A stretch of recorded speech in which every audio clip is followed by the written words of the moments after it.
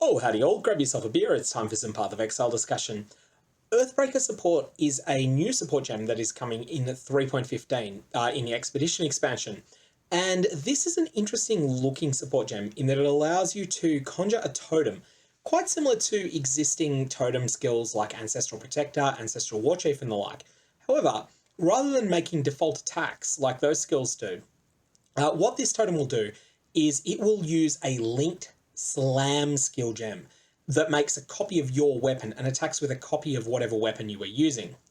Now, this was originally themed by the game around the Chieftain Ascendancy, and that's certainly one way that you could play it. And the footage that you're going to see is from the 3.15 official announcement stream, and it will show what it can look like if it's used in conjunction with the skill Tectonic Slam.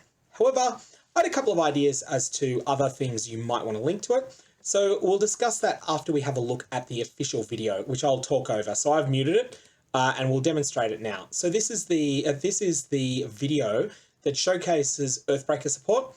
And you'll see a totem is being placed there that is using the Ground Slam skill. Now we're going to see a character running through a map, conjuring lots of these totems with a Tectonic Slam. And you can see that there's all sorts of fire damage going everywhere. Tectonic Slam, for all that it's terrible damage-wise, it has really good damage projection. It's not what I would term a good skill at the moment, although who knows what position it will be in the next update. And here you're going to see Leap Slam totems being used because nothing's more funny than using a Leap Slam on a totem. Finally, here we have Earthquake. And you can see that Earthquake doesn't work all that magnificently here just because of the unique mechanics of the Earthquake skill. So, let's have a look at the actual Earthbreaker Support gem here.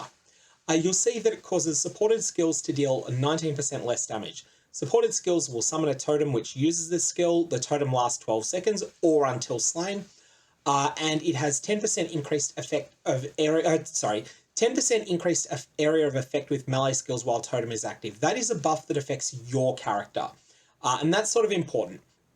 Finally, supported skills have 50% increased totem placement speed, which is critical, but supported skills have 30% less attack speed. Now, we've got to factor in that this is being used in conjunction with a slam skill. Slam skills typically do not have fast attack speed. So you're going to go from slow, cumbersome attacks to ridiculously slow, ridiculously cumbersome attacks once you start looking at 30% less attack speed. That's really starting to get painful. And that's something that may turn some people away from using Earthbreaker Support.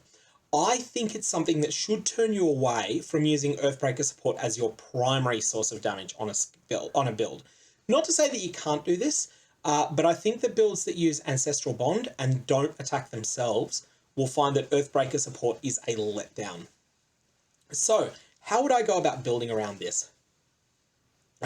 Where the video that I showed you demonstrated this skill being used effectively by a chieftain, I'm inclined to focus on dealing physical damage. And rather than having Earthbreaker Support as a primary damage skill, where I'd be looking at using it is as a secondary skill. So, there is a support gem called Bloodlust Support. Now, 3.15 is nerfing a lot of the on-meta support gems, the ones that provide massive more multipliers to damage and don't have a very big drawback. Bloodlust Support has basically never been used by pretty much any serious build. It provides a huge damage multiplier, but a damage multiplier that only works if you inflict bleeding on an enemy first. Because of this, I'm reasonably confident that Bloodlust may escape some of the nerfs that other support gems like Brutality Support are likely to get. And that makes Bloodlust Support more compelling to at least try building around. So the way that I would use Bloodlust Support, just as a quick recap, Bloodlust Support says supported skill cannot inflict bleeding. Supported skill deals X% more damage to enemies that are already bleeding.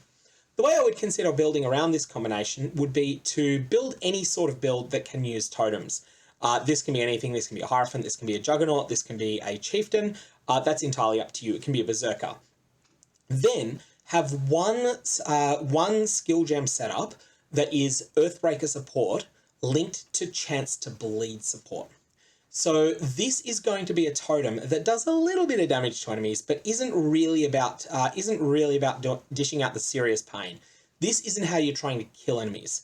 And this could be Leap Slam Totem. If you just want to get the damage from a long range, you could have Leap Slam Totems be used as something that will then sort of leap in, quite often inflict bleed. And once they do inflict bleed on an enemy, then the skill you are actually using to attack with yourself can come online and get the benefits of Bloodlust Support.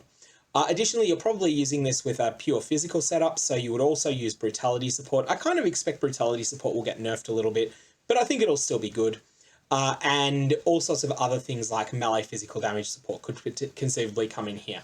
So your character is doing most of the damage, and you are relying upon this Earthbreaker Totem in order to get the party started by inflicting the initial bleed on enemies. Anyway, that's just my first thoughts on this setup. The other way that I could see Earthbreaker Support being used really effectively, though, is as a tool for beginning players to use in order to defeat the tougher fights within the Eternal Labyrinth, and as a tool for intermediate players to use to defeat the tougher fights within the Enriched Harvest Labyrinths. And the reason that I suggest this is that Earthbreaker Support, or basically totems in general, are a very, very safe playstyle where the bosses aggro upon the totem rather than aggroing on you. And this means that against mechanical bosses like Exile, especially Exile in the Harvest Enriched Eternal Labyrinths, then having your totems get Exile's aggro can put you in a fantastic position. And additionally, being on the left side of the tree, as either a Juggernaut or as a Chieftain, you are an extremely durable character. You can afford to make a mistake or two and survive it if Exile hits you. As long as you don't take too many of those hits, you'll be able to manage. And at the same time, your totems keep up the attacking while you are relentlessly focused upon dodging all of Exile's dodgeable attacks.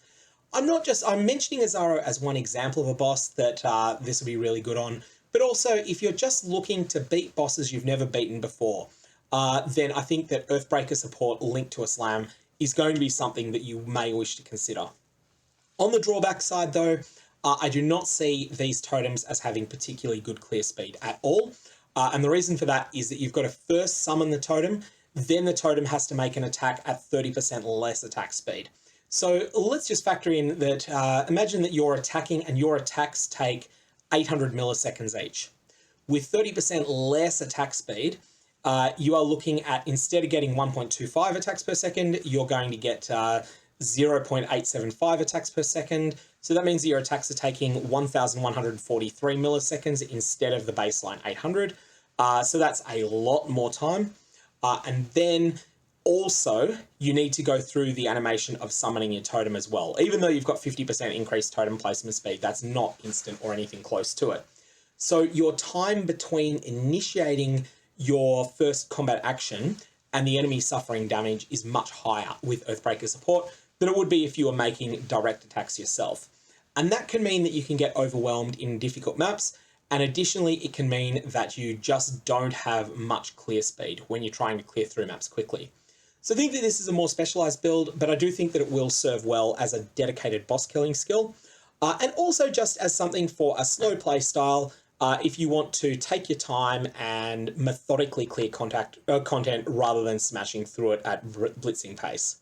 Anyway, that's my initial thoughts on this new skill. If you've got any comments or questions about Earthbreaker, definitely fire away below. Otherwise, I'm going to leave it there. I hope you have a good one, and may your Varlorbs have interesting results.